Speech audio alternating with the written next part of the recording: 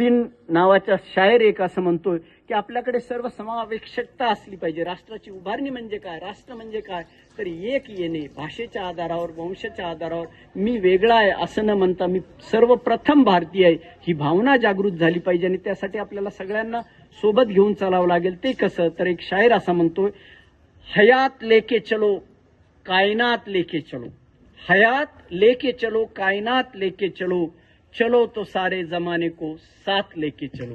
आणि मला असं वाटतं की अदानी सारखे एकट्यांनी पुढे न जाता सर्वांना घेऊन जर आपण जात असू तर नक्कीच राष्ट्र उभारणी त्यातून घडणार आहे.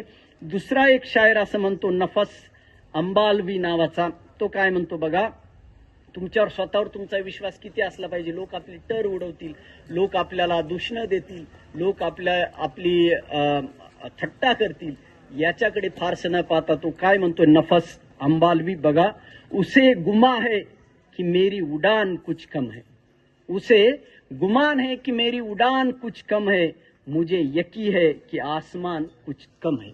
आणि मला असं वाटतं की गगन सुद्धा तुम्हाला ठेंगणं वाटलं पाहिजे, एवढी भरारी तुम्ही घेतली पाहिजे. कारण जो कर्तृत्ववान व्यक्ती असतो